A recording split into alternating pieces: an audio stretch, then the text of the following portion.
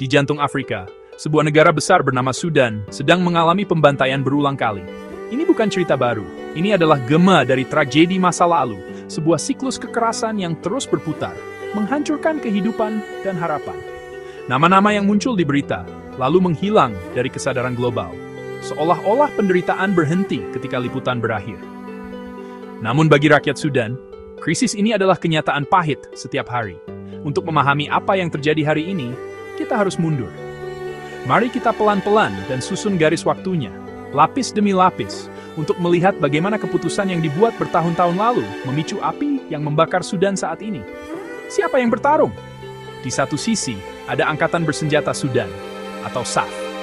Ini adalah militer resmi negara, yang dipimpin oleh Jenderal Abdel Fattah al-Burhan, pemimpin de facto Sudan. Mereka adalah institusi negara yang sudah lama berdiri.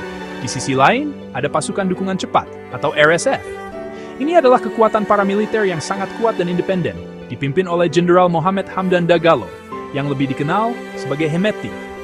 Meskipun pernah menjadi sekutu, ambisi mereka yang saling bertentangan telah menjerumuskan negara ke dalam perang saudara. Untuk memahami RSF, kita harus kembali ke lapisan pertama tragedi ini.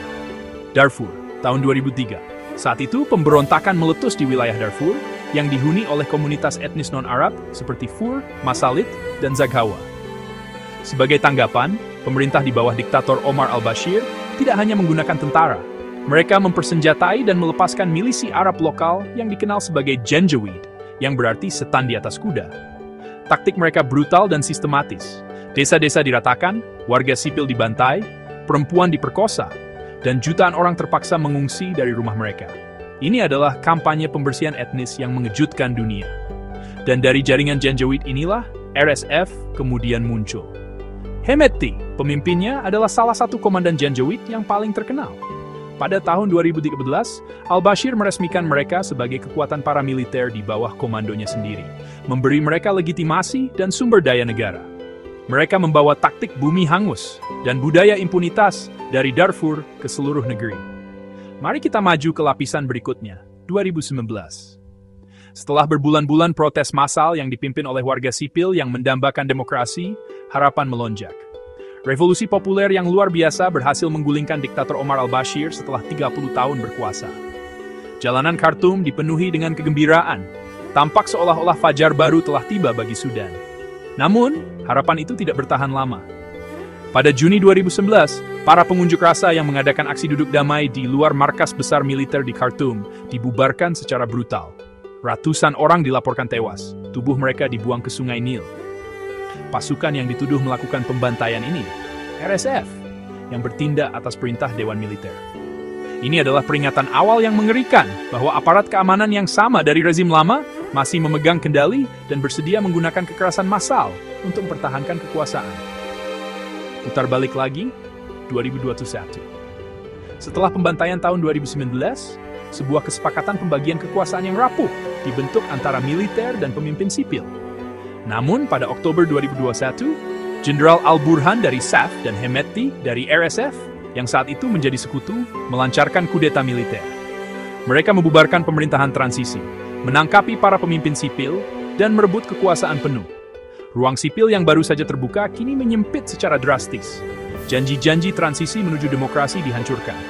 Para aktor keamanan, yang seharusnya melindungi negara, justru mengkonsolidasikan cengkeraman mereka. Kudeta ini menyatukan SAF dan RSF untuk sementara, tetapi juga menabur benih-benih ketidakpercayaan dan persaingan di antara mereka. Skering menuju ledakan yang lebih besar menjadi semakin pendek, dan skering itu akhirnya habis pada April 2023. Ketegangan antara SAF dan RSF, terutama terkait rencana untuk mengintegrasikan RSF ke dalam militer nasional, meledak menjadi perang terbuka. Perebutan kekuasaan antara dua jenderal ini mengubah ibu kota, Khartoum, dan kota-kota lain menjadi medan perang. Pertempuran sengit terjadi di lingkungan padat penduduk, dengan serangan udara dan artileri yang tidak pandang bulu. Namun, dalam kekacauan ini, pola kekerasan yang mengerikan dari masa lalu muncul kembali, terutama di Darfur. Milisi Arab lokal yang bersekutu dengan RSF dituduh melakukan serangan yang menargetkan komunitas etnis non-Arab, khususnya Masalit di El Geneina, Darfur Barat. Gema genosida tahun 2003 terdengar lagi, lebih keras dari sebelumnya. Para penyintas dan saksi mata melaporkan pola yang sama dan menakutkan, sebuah strategi 4 langkah yang kejam. Pertama, kepung, kota atau desa dikepung, memutus semua jalan keluar dan masuk. Kedua, pisahkan. Para pejuang memisahkan laki-laki dan anak laki-laki dari perempuan dan anak-anak, seringkali berdasarkan etnis. Ketiga, teror, pembunuhan massal, penjarahan, dan kekerasan seksual digunakan untuk meneror penduduk. Keempat, hapus. Rumah, pasar, dan klinik dibakar habis, menghapus keberadaan komunitas dari tanah mereka. Komunitas seperti Masalit hancur. Dampak kemanusiaannya sangat besar. Kedua belah pihak dituduh melakukan pemadaman komunikasi yang disengaja, memutus warga dari dunia luar dan satu sama lain. Bantuan kemanusiaan yang sangat dibutuhkan secara sistematis diblokir atau dijarah, digunakan sebagai senjata perang. Akibatnya, kelaparan membayangi jutaan orang. Lebih dari 8 juta orang telah mengungsi, menciptakan krisis pengungsian terbesar di dunia saat ini. Ini adalah bencana yang sepenuhnya disebabkan oleh manusia. Di tengah kegelapan ini, ada tindakan perlawanan yang luar biasa. Penyelidik independen, seringkali dengan risiko besar, terus mendokumentasikan kekejaman. Jurnalis Sudan yang berani terus mencatat kebenaran, bahkan ketika mereka menjadi sasaran. Dan yang terpenting, masyarakat sipil Sudan, kelompok lingkungan, pengacara, dokter, dengan susah payah menyimpan kesaksian.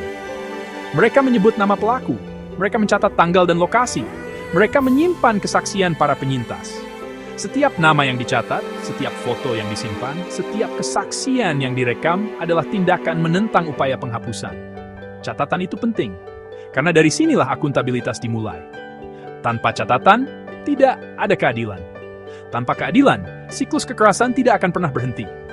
Melihat semua ini, mudah untuk merasa tidak berdaya. Apa yang bisa saya lakukan dari sini? Jawabannya adalah banyak. Pertama, perhatikan. Ikuti wartawan Sudan dan kelompok hak asasi manusia di media sosial. Perkuat suara mereka. Jangan biarkan cerita ini menghilang dari berita utama. Kedua, jika Anda mampu, berdonasi ke organisasi kemanusiaan terpercaya yang bekerja di dalam Sudan dan di perbatasannya. Memberikan bantuan penyelamat hidup kepada mereka yang paling rentan. Ketiga, gunakan suara Anda. Desak perwakilan Anda dan pemerintah Anda untuk menuntut 3 hal mendasar. Gencatan senjata yang segera dan langgeng. Akses bantuan kemanusiaan tanpa hambatan ke semua wilayah Sudan. Dan perlindungan nyata bagi warga sipil dan pengungsi, serta sanksi yang ditargetkan terhadap mereka yang bertanggung jawab atas kekejaman. Pembantaian bukanlah hasil tak terhindarkan dari kebencian kuno. Itu adalah pilihan. Pilihan yang dibuat oleh individu-individu tertentu yang berkuasa, yang bertindak dalam sistem yang menghargai kekejaman dan memberikan impunitas atas kejahatan perang. Sistem yang dibangun di atas fondasi kekerasan yang tidak pernah benar-benar dibongkar. Tetapi jika kekerasan adalah sebuah pilihan, maka perubahan juga merupakan pilihan. Solidaritas adalah pilihan.